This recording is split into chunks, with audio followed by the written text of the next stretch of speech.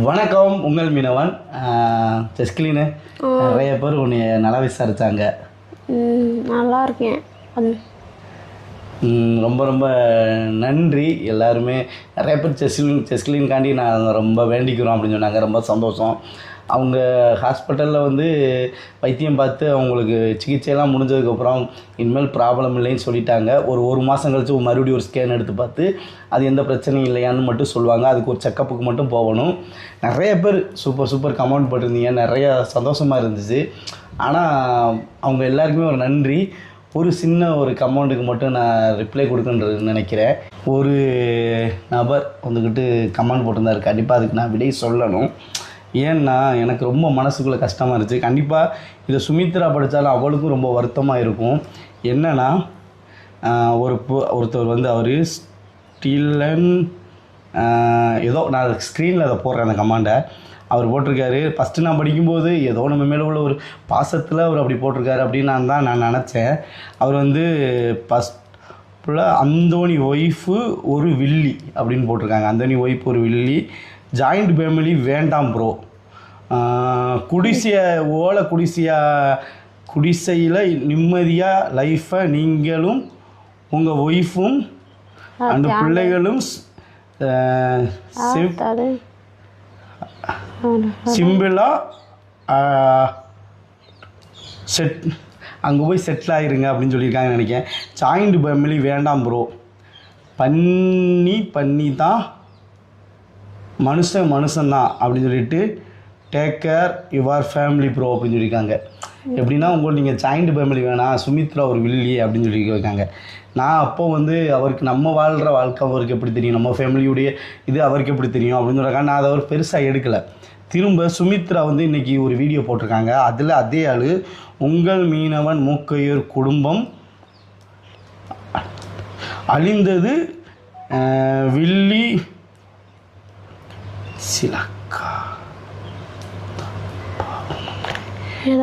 வில்லி சில காலம் அப்படின்னு சொல்லிட்டு பாவம் அந்தோன்னு சொல்லி போட்டிருக்கு. அவங்களுக்கு ஒரு ஜாயிண்ட் ஃபேமிலி குடும்பம்னா என்னது அப்படின்னு சொல்கிறது அவங்களுக்கு பெருசாக தெரியலை. நண்பா, ஒரு வீட்டில் பெத்த பிள்ளை தாயே ஒரு சின்ன அனுசரிப்பு இல்லாமல் பிரிஞ்சு போயிடுறாங்க. கட்டின மனைவி புருஷன் பிரிஞ்சிடுறாங்க. அண்ணன் தம்பியை சண்டை போட்டுக்கிறாங்க. சின்ன அனுசரிப்பு இல்லாமல் நிறையா வீட்டில் ஜாயிண்ட் ஃபேமிலியாக இருந்தால் கூட ஒரு பெரியவங்க தாய் தகப்பன் இருப்பாங்க. அந்த தாய் தகப்பன் அதுக்கு பின்னாடி உள்ள பிள்ளைகளை வழி நடத்தி ஜாயிண்ட் ஃபேமிலியாக போவாங்க. ஏன் அக்கா தங்கச்சி அண்ணன் தம்பியை கல்யாணம் முடித்து ஜாயிண்ட் ஃபேமிலியை அனுசரிக்க முடியாமல் சண்டை போட்டு தனித்தனியாக வாழ்வாங்க. ஒருத்தவங்க கிட்டத்தட்ட எங்கள் 2 பேருக்கும் கல்யாணம் முடிஞ்சு 12 வருஷத்துக்கு மேலே ஆகிட்டு 12 வருஷம் ஒரே ஃபேமிலியாக ஒரே ஜாயிண்டாக இருந்தால் அவங்களுக்கு எவ்வளோ அனுசரிக்கிற இது இருக்கும்.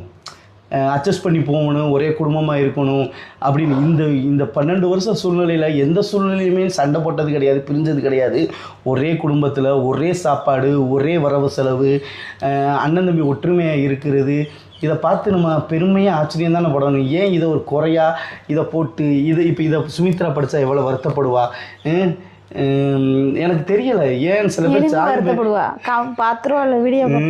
ஃபேமிலியாக இருக்கிறவங்க வந்து இதை பார்த்தா நிறைய பேர் ஆச்சரியமாக தான் பார்ப்பாங்க. நிறைய பேர் எங்கள் அம்மா எங்கள் 2 பேரும் நாங்கள் ஒன்றா நானும் என் தம்பி இருந்தோம் ஜாயிண்டாக இருக்கும்போது. நிறைய பேர் எல்லாம் சொல்லுவாங்க எப்படா இவ்வளோ ஒற்றுமையாக இருக்கியே அப்படின்னு. அப்போ கூட சொல்லுவாங்க உங்கள் அம்மா உங்களை அரவணைச்சு ஒற்றுமையாக கொண்டு போகிறாங்களா அப்படின்னு. அப்படி சொல்கிறாங்க. ஆனால் எங்கள் அம்மா இறந்ததுக்கப்புறம் கூட நாங்கள் அதே ஒற்றுமையோடு ஒன்றா தான் இருக்கோம். இதை நினச்சி பெருமைப்படலைன்னா கூட வேணாம். ஆனால் இதை வந்துக்கிட்டு கண்டிப்பாக இதை சதைச்சிடாதீங்கன்னு மட்டும் தான் நான் சொல்ல முடியும். அதுக்கப்புறம் சுமித்ரா வீடியோ போட்டிருக்கா. எதுக்கு வீடியோ போட்டிருக்கான்னா, சுமித்ரா வந்து ராமேஸ்வரம் போய் அவங்க அம்மா வீட்டில் வீடியோ போட்டிருக்கா. அது இப்போ செஸ்கிலின் உடம்பு சரியில்லாமல் போன டயத்தில் தான் போட்டிருக்கா, முந்தா நேற்று. அதை பார்த்துட்டு அதில் கமெண்ட் பண்ணியிருக்காங்க, சுமித்ரா செஸ்கிலின் உடம்பு சரியில்லை, இங்கே வேலை பார்க்க சொல்லிடுவாங்களோன்னு சொல்லிட்டு அங்கே ஓடிட்டா. அப்படி இல்லை, நாங்கள் வந்து காமநாயக்கம்பட்டி கோயிலுக்கு போவோம். அதனால் எனக்கு பயணம் ரொம்ப தூரம் பண்ணக்கூடாதுனால சின்ன பிள்ளைய அழுதுச்சு. இப்போ அங்கே கூட்டு போனால் ராட்நாடு விடுவியல்ல, அப்போ எங்களை இங்கே விடுங்க அந்த பிள்ளைய ஆசைக்காண்டி கூட்டிகிட்டு போனது. சுமித்ரா வந்துக்கிட்டு எப்படின்னா, நாங்கள் இப்போ வருஷம் காமநாயக்கம்பட்டி தெரியல, அங்கே தான் ராட்டனம் நாங்கள் டூர்லாம் போவோம். அந்த திருவிழா வருஷத்தில் ஒரு நாள் தான் நாங்கள் எல்லா இடத்துலையும் சுற்றி போவோம். ஆகஸ்ட் 15 இப்போ செஸ் கிளீனுக்கு வந்துக்கிட்டு உடம்பு சரியில்லாதனால வண்டி பயணம் வேணாம் அப்படின்னு சொல்லி எல்லாத்தையும் சொல்லிட்டோம் சின்னதுகள்கிட்டலாம். இப்போ நான் என் வருஷம் மாலை போடுவேன், நான் மட்டும் பாத யாத்திரையாக போயிட்டு வந்துடுறோம்மா அப்படின்னு சின்னதுகள்கிட்ட சொன்னதுக்கு அது ஒரே அழுக. அப்போது ராமேஸ்வரத்தில் நாங்கள் தங்கச்சி மடத்தில் சந்தியாபுரி திருவிழா வந்து அங்கே ரொம்ப பிரமாண்டமாக நடக்கும். அங்கே ராட்டனம் எல்லாமே வரும். அப்போ சுமித்ரா என்ன சொன்னால், நைட்டு மாமா நாங்கள்னா கூட்டிகிட்டு போய் அங்கே ராட்டனம்லாம் ஆடிட்டு காலையில் கூட்டிகிட்டு வந்துடுறோம் அப்படின்னு சொல்லிட்டு சொன்னான். அப்போ ஒரு நாள் நான் செஸ் கிளீனை பார்த்துக்கிறேன் அப்படின்னு நான் சொன்னேன். அதோட அந்தோணி அவங்க 2 பிள்ளையும் எங்கள் 2 பாப்பாவையும் கூட்டிகிட்டு அங்கே போய் அங்கே ராட்டனம் சுற்றிட்டு திரும்ப வீட்டுக்கு வந்திருக்கிறாங்க. நீங்கள் இப்படிலாம் இருக்கும்போது டக்குன்னு குறை சொல்லும்போது எப்படி இருக்கும்? ஒருத்தவங்க நம்ம எல்லாத்தையுமே நம்ம பர்சனலில் உள்ள எல்லா விஷயத்தையும் எல்லாத்தையும் ஷேர் பண்ண மாட்டோம். நான் நல்லா இருந்தேன்னா போயிருக்க மாட்டாங்க. பர்சனல் எல்லாத்தையுமே எல்லா டீப்பாலாம் யாரும் ஷேர் பண்ண மாட்டாங்க. நம்ம வந்து சும்மா நம்ம இஷ்டத்துக்கு வந்து சிதைக்கிற மாதிரி கமாண்ட் அடிக்கக்கூடாது. காரணம் மெயினாக இப்போ வந்து ஒன்றும் இல்லை, சுமித்ரா இப்போ ஒரு ஆள் இருக்கா. இப்போ செஸ் கிளீன் வந்து எல்லா வேலையும் பார்க்க முடியாது. சுமித்ரா வந்து என்ன பண்ணுவாள், 4 பிள்ளைகளையும் ஸ்கூலுக்கு கிளப்பணும். இப்போ 4 பிள்ளைகளுக்கு காலையில் எழுந்திரிச்சு சாப்பாடு அனுப்பி 4 டிஃபன்லையும் வச்சு 4 பிள்ளைகளுக்கு இது பார்த்து அதுகளை கிளப்பி இப்போ செஸ் கிளீன் பையன் இருக்கிறனால தலை சீவுறதை செஸ் கிளீன் பார்த்துக்கிறான். இவ்வளோத்தையும் பார்த்து ஒருத்தவங்க பண்ணுறாங்கல்ல. இன்னொன்று இவ்வளோத்துக்கும் அவள் சுமித்ராவுக்கும் குறுக்கு வழி அடிக்கடி குறுக்கு வழி தரும். அப்போ ஒரு குடும்பத்தை ஒருத்தவங்க எப்படியோ அவங்களால முடிஞ்சவரை சரி பண்ணி வழி நடத்தி கொண்டு போகிறாங்கல்ல. நீங்கள் மெயினாக யோசித்து பாருங்கள், சுமித்ராவும் செஸ் கிளீனும் வேறு வீட்டு பிள்ளை. 12 வருஷமாக யாராவது இப்போ அக்கா தங்கச்சிக்கு கூட பிடிச்சிக்கூடாது. ஒரு வாரம் அக்கா வீட்டுக்கு விருந்துக்கு போய் சொந்தக்கார வீட்டுக்கு போனால் சண்டைக்காடு போட்டு விரவிடுவாங்க.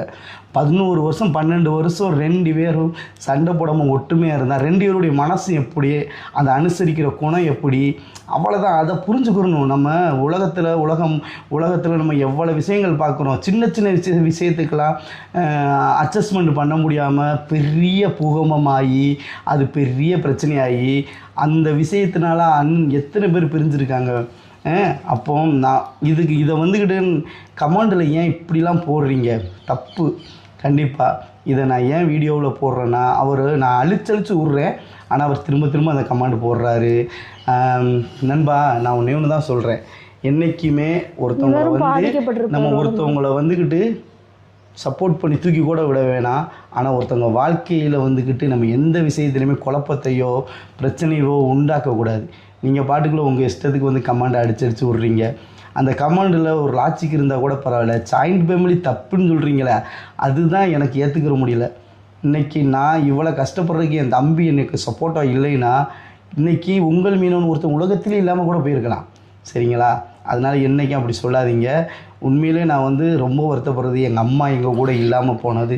எங்கள் அம்மா ஒரு பெரியவங்க ஒருத்தவங்க எங்கள் வீட்டில் இருந்திருந்தாங்கன்னு வைங்களேன், இந்தளவுக்கு எந்த விஷயமே ஆகிருக்காது. ஏன்னா எங்கள் அம்மா அந்தளவுக்கு எங்களுக்கு வந்து எப்போவுமே சப்போர்ட். இன்றைக்கி இவ்வளோ கஷ்டப்படுறோம்ல, எங்கள் அம்மா இருந்தாங்கன்னா எவ்வளோ பக்கபலமாக இருக்குன்னா, தாய் தான். தாயை மிஞ்சி உலகத்தில் யாரும் வர முடியாது.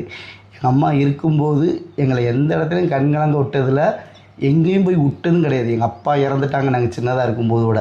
ஆனால் எங்கள் அம்மா செம்ம தைரியம். எல்லோரும் சொல்லுவாங்க, பா எப்படிப்பா இவங்க அப்படின்னு. உண்மையிலே எங்கள் அம்மா தான். அதனால் என்றைக்குமே யார் குடும்பத்தையும் கலைக்கிற மாதிரி கமெண்ட் போடாதீங்க. நீங்கள் எவ்வளோ தடவை திட்டி போட்டிருப்பீங்க, கேவலமாக பேசியிருப்பீங்க, அதுக்கெல்லாம் நான் என்றைக்குமே ரிப்ளை கொடுத்தது கிடையாது. என் கமெண்டில் நான் ஒரு அன்றைக்கெலாம் செத்து தொலைடா, நீலாம் உயிரோடு இருந்து என்னதை பண்ண போகிறேன்னு கமெண்ட் போட்டிருந்தாங்க. அது ஒன்றும் பிரச்சனை இல்லை, அது அவங்களுடைய இது. ஆனால் இந்த மாதிரி எனக்கு நீங்கள் நல்லது நினைக்கிறோம், எனக்கு நல்லது சொல்கிறோன்னு நினச்சி ஒரு குடும்பத்தை சிதைக்க வேணாம். நன்றி.